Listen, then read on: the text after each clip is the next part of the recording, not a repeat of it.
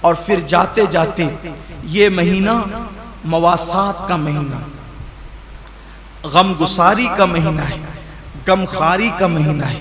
مواسات کا مطلب، غم گساری کا مطلب، غم خاری کا مطلب ایک دوسرے کا خیال رکھو، ایک دوسرے کا خیال رکھو، نمائشی طور پر نہیں، حقیقی طور پر۔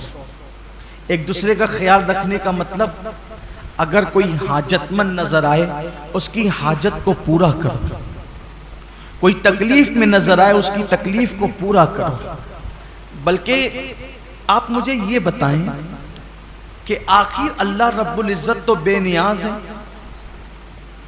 جن کے گھر کی فریجیں بھری ہے، کچن بھرے، ان کو بھوکا رہنے کا حکم کیوں دیا؟ کبھی سوچا روزے کا فلسفہ کیا ہے؟ کہ دن بھر تمہیں بھوکا پیاسا رہنا ہے، سب کچھ ہے پھر بھی بھوکا پیاسا رہنا ہے۔ جیسے کچھ نیکیاں، کچھ عبادتیں خاص مالداروں کے لیے رکھی ہے، ویسے کچھ عبادتیں اللہ غریبوں کے لیے رکھ دیتا ہے۔ جیسے قربانی مالداروں کے لیے ہے، زکوٰۃ مالداروں کے لیے ہے، حج مالداروں کے لیے، یہ عبادتیں تو مالداروں کے لیے مخصوص کر دی، تو روزے جیسی بھوکے پیاسے رہنے کی عبادت بھی غریبوں کے لیے مخصوص کر دیتا۔ ایسا کیوں ہوا؟ سب روزہ رکھو، سب کو بھوکا پیاسا کیوں رکھوا رہا ہے؟ وجہ یہ ہے کہ مالدار لوگ 11 مہینے پیٹ بھر کے حلق تک کھاتے ہیں، تو ان کو پتہ نہیں ہوتا ہے کہ بھوکوں کی بھوک کیا ہوتی ہے۔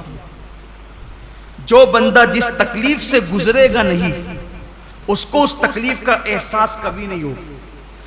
جو یتیم نہیں تھا اس کو یتیموں کا درد کبھی پتہ نہیں چل سکتا۔ جو غریب نہیں ہو اس کو غریبوں کا درد کبھی پتہ نہیں چل سکتا۔ جو پیدائشی مالدار ہو ان کی فکر میں، اور جو غریبی سے مالدار کی طرف آئے ہیں ان کی فکر میں زمین آسمان کا فرق ہے۔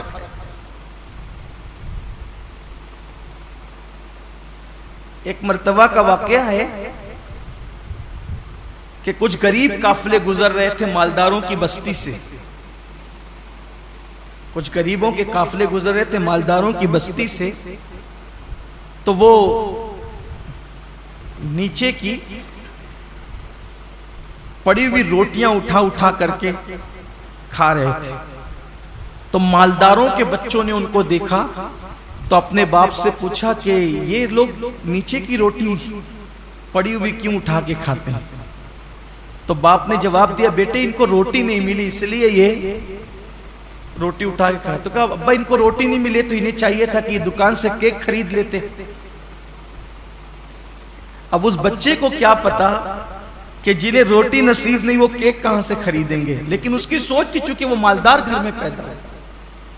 تو جو غربت، اسی لیے اللہ نے اپنے محبوب صلی اللہ علیہ وآلہ وسلم کو یتیم پیدا فرمایا، اسی لیے اللہ نے اپنے محبوب صلی اللہ علیہ وسلم کی پرورش غریب گھر میں فرمائی۔ کیوں؟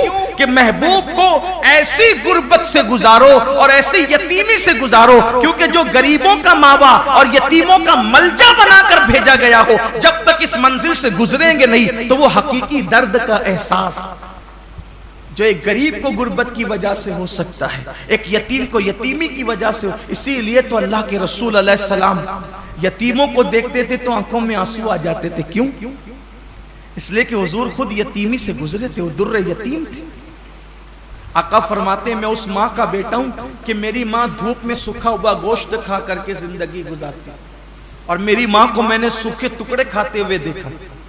اللہ کے رسول علیہ السلام یہ فرماتے ہیں۔